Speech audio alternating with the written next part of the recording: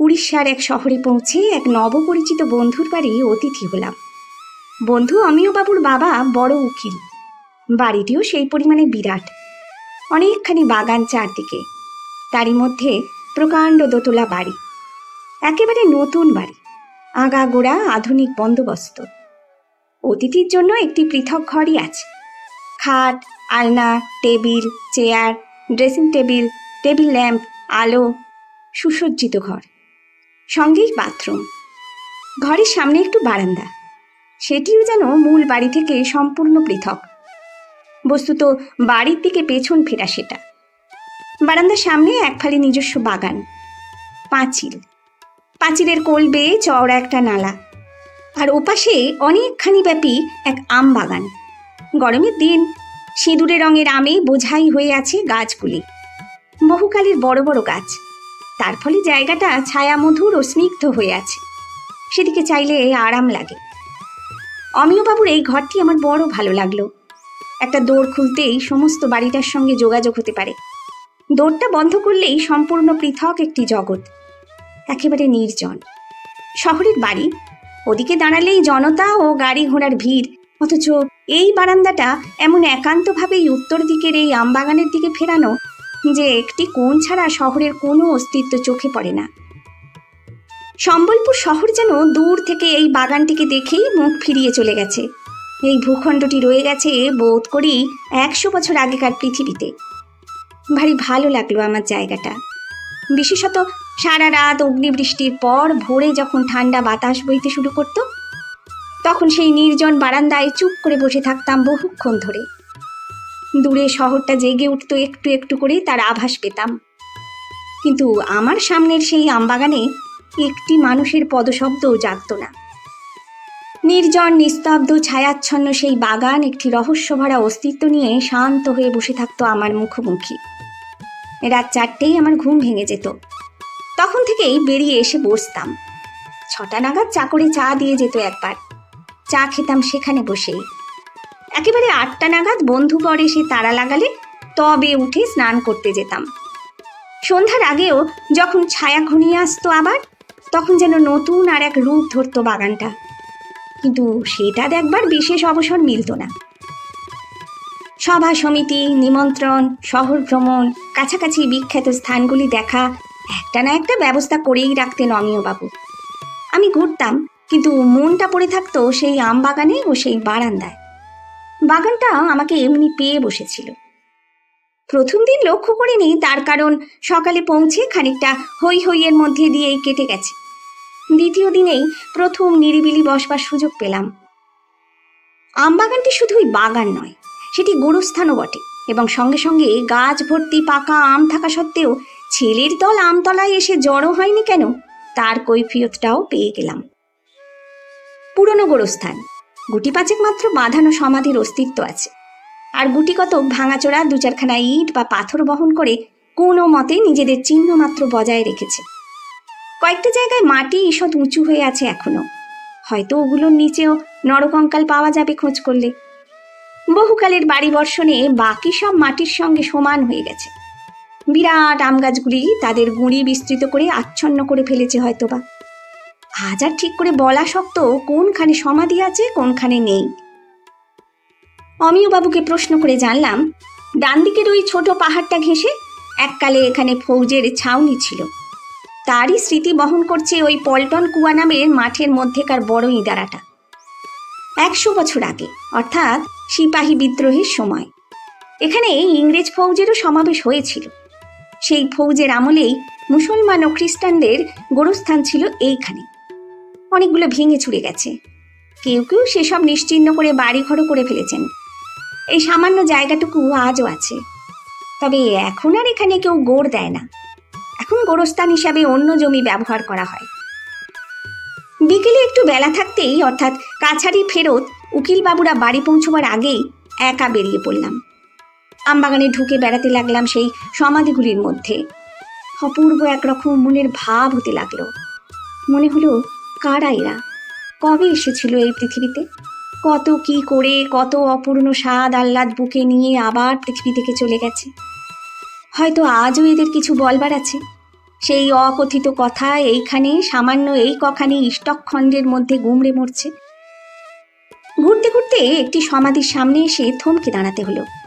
বিরাট আম গাছের ঠিক নিচে সমাধিটা এখনো অটুট আছে, কিন্তু বিস্ময় সেজন্যে নয়, তার উপরে ঘন একটা মাকড়সার জালের আস্তরণ। এমনভাবে সেটি বিভিন্ন গাছের ডালে আটকে বোনা হয়েছে যে দেখাচ্ছে যেন একটি চাঁদোয়ার মতোই। শুধু তাই নয়, মাকড়সা জাল বনে গোল করে এটি চতুষ্কোণ। 4 কোণ মাকড়সার জাল এই প্রথম দেখলাম। কোনো প্রাণীতত্ত্ববিদ কাছাকাছি থাকলে জিজ্ঞাসা করে নিতাম যে এটা স্বাভাবিক কিনা। চারিদিকে ফিরে ফিরে দেখলাম, আর কোনো সমাধির ওপরে তো এরকম জাল নেই। হয়তো গাছের খাঁজে কোথাও একটু আধটু থাকতে পারে, কিন্তু এভাবে না, আর নেই। কি খেয়াল হতে হাতে ছড়ি ছিল, ছড়ির ডগা দিয়ে জালটা ছিঁড়ে দিলাম। বেশ ভালো করেই ছিঁড়লাম। কোথাও তার কোনো অস্তিত্ব রইল না। মাকড়সাটা আগেই কোথাও চলে গিয়েছিল, তাকে দেখতে পাওয়া গেল না। তারপর অবশ্য কথাটা আর মনে ছিল না। দূরবর্তী এক প্রাচীন শিব মন্দির দেখে অনেক রাত্রে বাড়ি ফিরেছিলাম। ভোরে যখন ঘুম ভাঙল, তখনও সে নির্জন মন্দির এবং তার সংলগ্ন বিচিত্র কুণ্ডটির কথাই মনে পড়েছিল। সঙ্গে ছিলেন একজন স্থানীয় এমএলএ। তিনি গাড়িতে যেতে আসতে এখানকার নানা বিচিত্র ঐতিহাসিক কাহিনী শোনাচ্ছিলেন। মন সেই রসেই ডুবেছিল। গত রাতে শুয়ে গরমের জন্যেই হোক অথবা এখানে তাড়াতাড়ি অতিরিক্ত ফর্সা হয়ে যাবার জন্যেই হোক, ঠিক 4:15 ঘুম ভেঙে গিয়েছিল। উত্তপ্ত ঘরের বিজলি পাখা বন্ধ করে বাইরের ভোরাই ঠান্ডা বাতাসে এসে বসলাম। তখনও চারিদিক নির্জন। দূরে, বহু দূরে ক্ষীণ আর্তনাদ তুলে একটা গরুর গাড়ি যাচ্ছে। কোনাকুনি শহরে যে পথটুকু দেখা যায়, সে পথও সম্পূর্ণ জনবিরল। শুধু গাছে গাছে নানা সুরে নানা ভাষায় অসংখ্য পাখি ডাকছে। সে ঐকতানে স্নায়ু সজাগ হয় না, বরং যেন মুগ্ধ হয়ে আসে। সেই দিকে কান পেতে থাকতে থাকতে ভোরাই মিষ্টির বাতাসে চোখ দুটি আমারও তন্দ্রায় বুঝে আসছিল।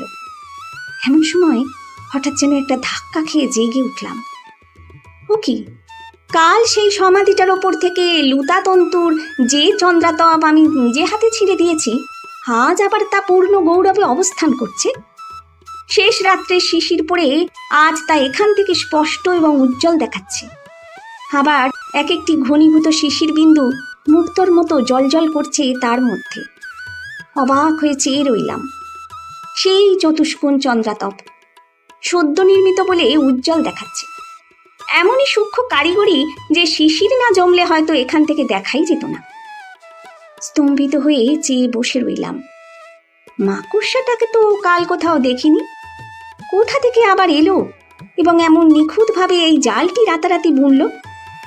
ভালো করে চেয়ে দেখলাম, আর কোনো সমাধির ওপর এরকম জাল নেই। কোনো কোনো গাছের ওপরের ডালে 2-1টা বিশ্রী ধূম মলিন পুরনো জাল আছে বটে, কিন্তু কাল বিকেলে তাও দেখা যায়নি। ভোরাই শিশিরের দৌলতে এখন স্পষ্ট হয়ে উঠেছে, কিন্তু এমন পরিপাটি কোনোটাই নয়। আজ আরও একটা জিনিস দূর থেকে লক্ষ্য করলাম।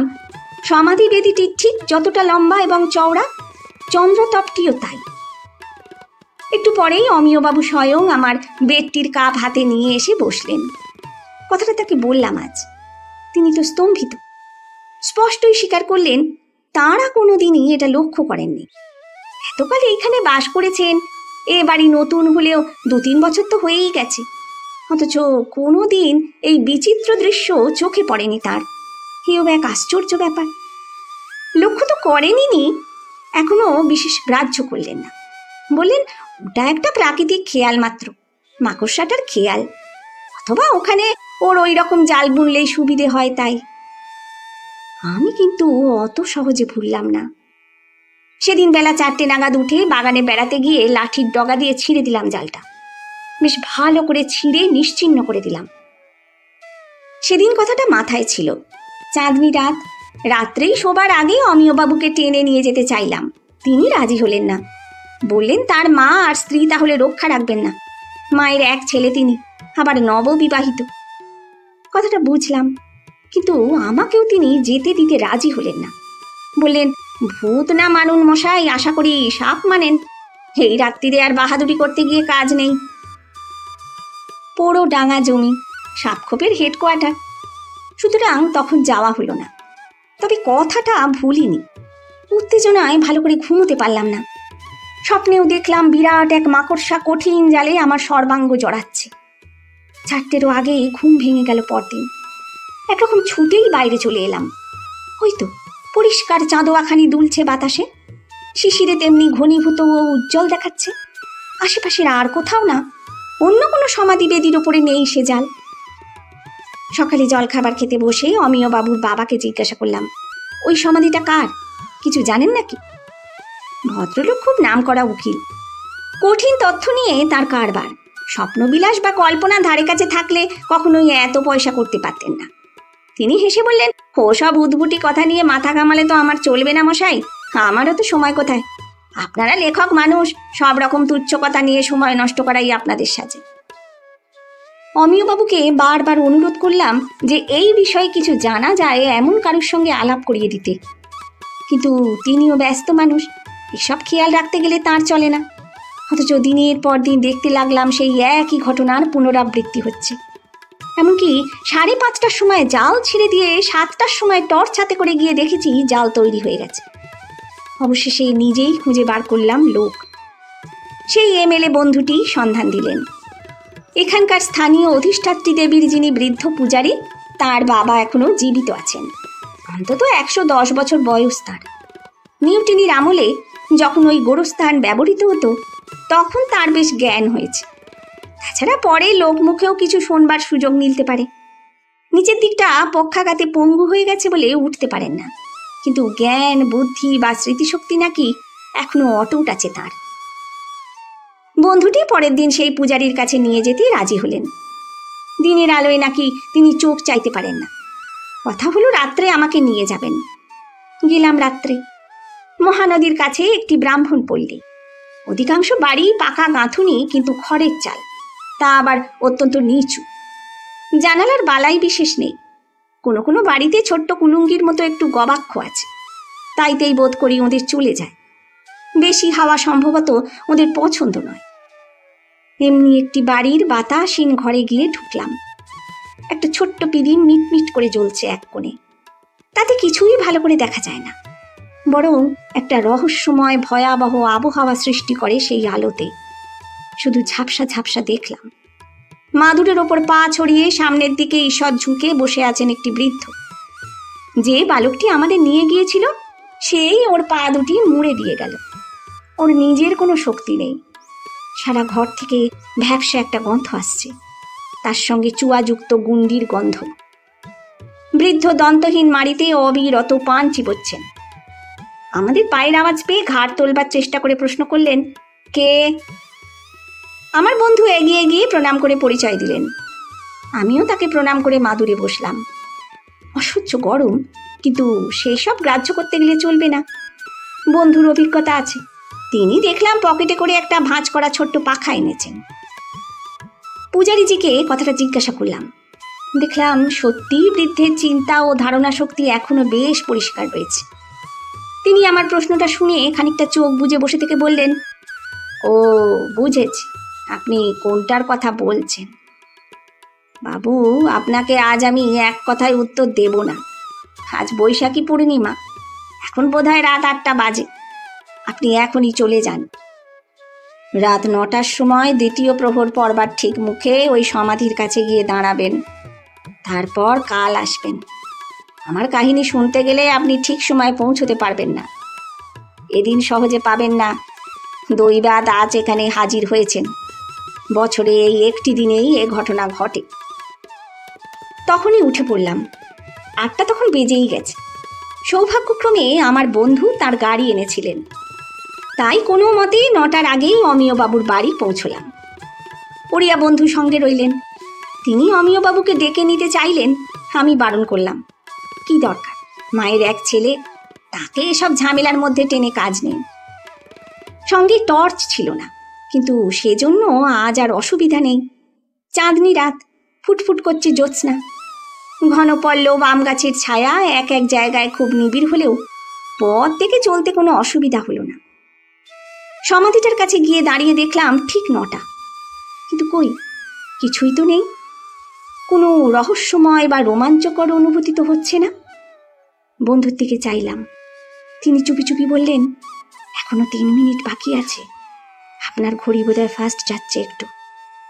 তা হবে, মনে পড়ল ইদানিং দৈনিক 8 মিনিট করে ফাস্ট যাচ্ছে বটে, মেলানোও হয়নি কদিন।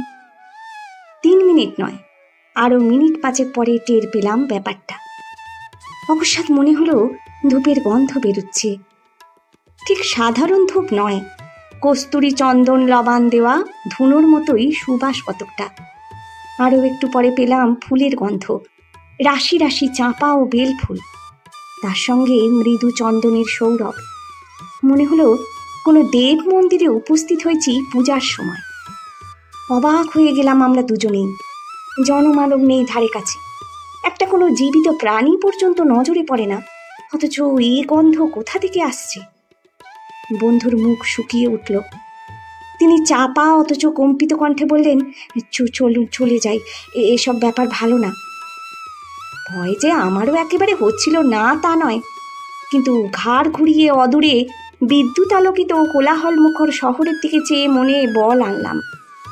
পাশেই অমিয়বাবুদের বাড়ি, লোকজন ঘোরাফেরা করছে। তাছাড়া আমরা দুজনে আছি, এত ভয়ই বাকি। আমি বন্ধুর হাতটা চেপে ধরে আর একটু থেকে যাবার ইঙ্গিত করলাম।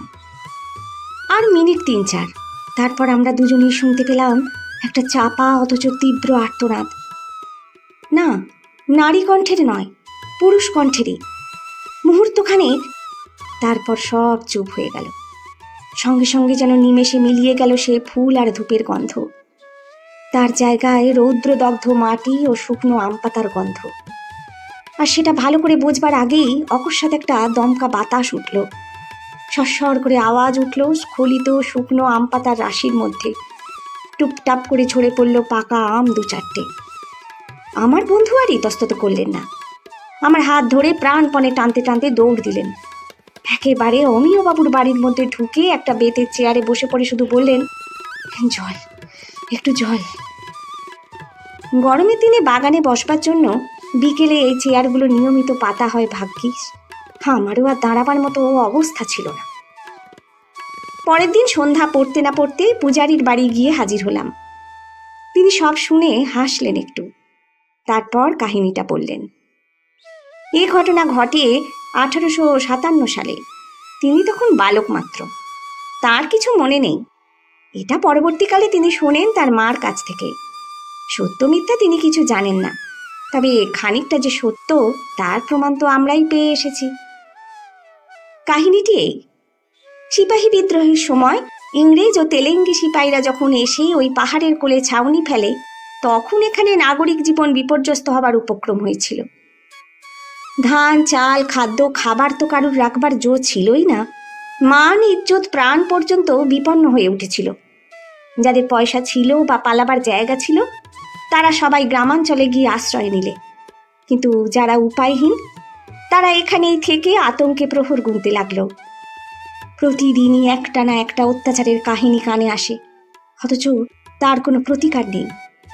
প্রতিকার বা প্রতিবাদ করবে এমন সাহস কার? ইংরেজরা তখন খেপে উঠেছে। এদেশের প্রতিটি লোকের উপর তাদের বিজাতীয় আক্রোশ জেগেছে তখন। সবচেয়ে বিপদ হলো এই পূজারী পল্লীর। প্রতিটি পরিবারের সেবার পালা পড়ে ঘুরে ঘুরে। দেবীর নিত্য সেবা বন্ধ রেখে পালাবে কে? তবে তাঁরা যথেষ্ট সতর্কতা অবলম্বন করলেন। সন্ধ্যের আগেই মন্দির বন্ধ করে এসে ঘরে ঢুকতেন যে যার, তারপর কোনো কারণেই আর বেরোতেন না। এরই মধ্যে এক ঘটনা ঘটল। তাদের এই পূজারী বংশের একটি মেয়ের এখানেই বিয়ে হয়েছিল। তার শ্বশুরবাড়ির কাছেই পড়েছিল ছাউনি। অত কাছে আর কেউই থাকতে সাহস করেনি। সকলেই প্রায় অন্য কোথাও না কোথাও আশ্রয় নিয়েছিল। কেবল কোনো উপায় ছিল না মালতীর। তার বৃদ্ধ শ্বশুর একেবারে পঙ্গু হয়ে পড়েছিলেন। তাকে শুদ্ধ কোথায় কে আশ্রয় দেবে? তাছাড়া তার মাথাতেও একটু কেমন গন্ডগোল হয়েছিল।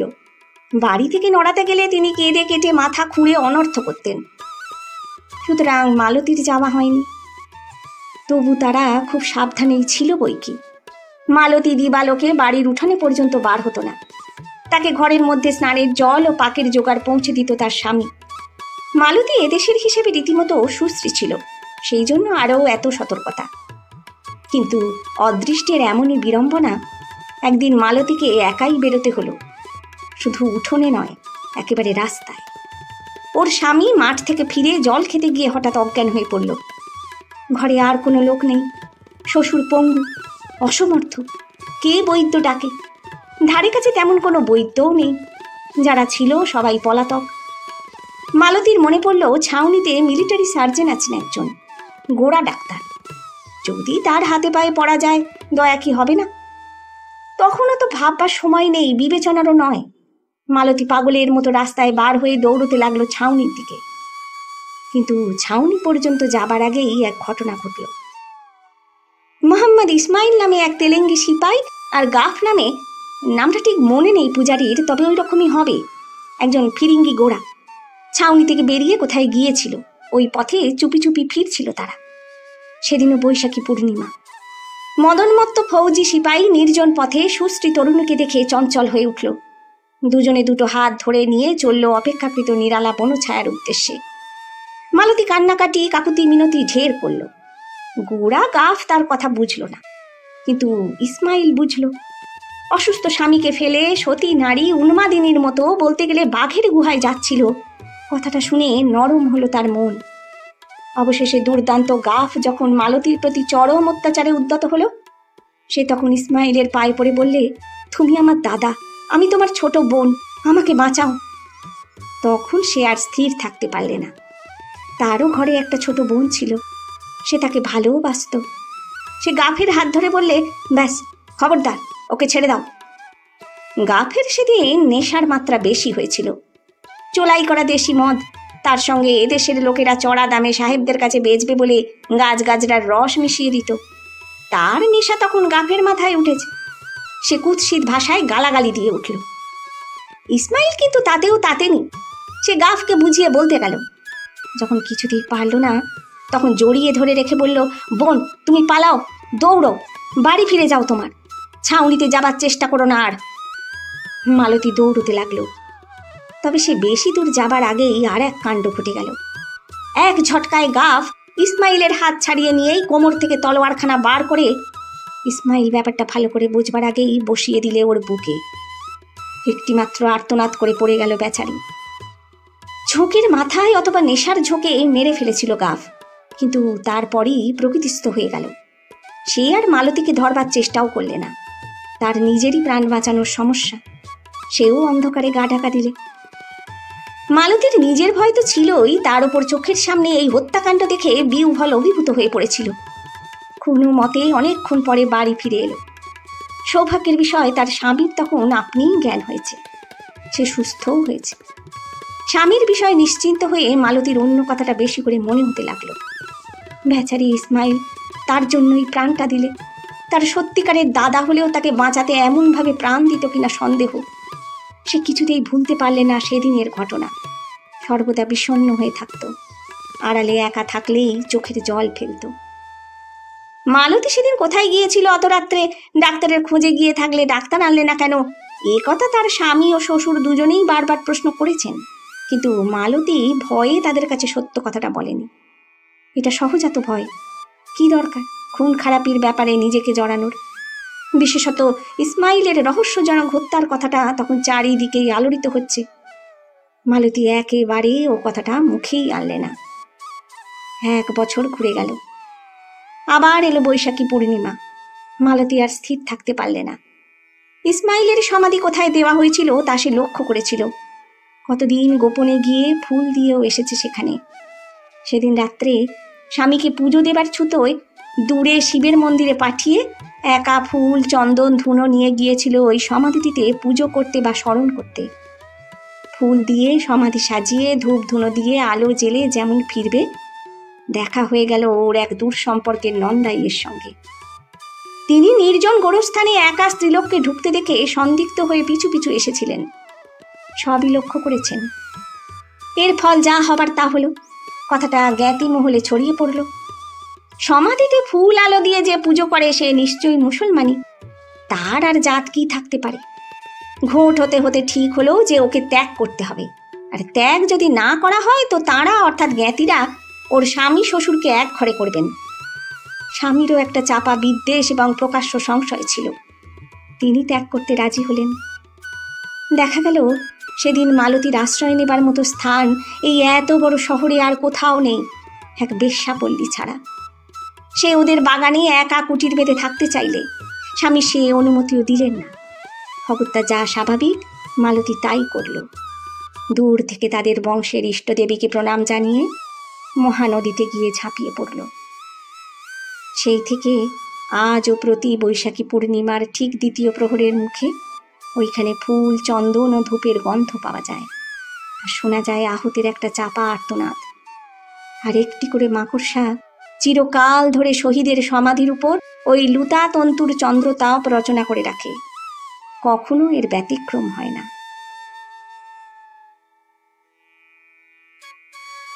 ধন্যবাদ।